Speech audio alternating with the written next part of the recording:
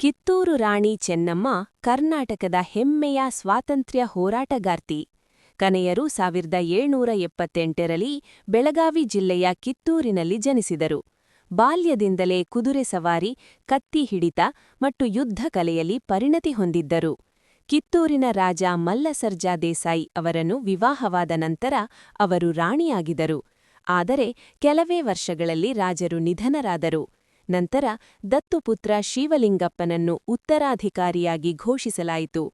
British East India ಕಂಪನಿಯು doctrine of lapse ಎಂಬ ಅನ್ಯಾಯ ನೀತಿಯ ಮೂಲಕ ಕಿತ್ತೂರು ರಾಜ್ಯವನ್ನು ವಶಪಡಿಸಿಕೊಳ್ಳಲು ಯತ್ನಿಸಿತು.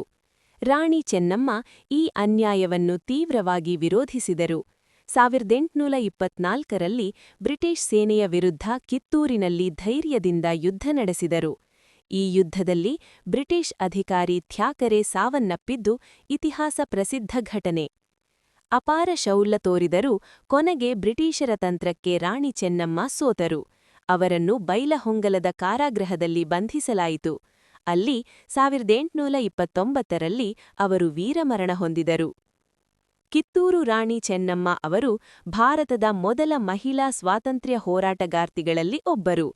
ಅವರ ಧೈರ್ಯ, ಸ್ವಾಭಿಮಾನ ಮತ್ತು ದೇಶಪ್ರೇಮ ಇಂದಿಗೂ ಕನ್ನಡಿಗರಿಗೆ ಪ್ರೇರಣೆಯಾಗಿದೆ.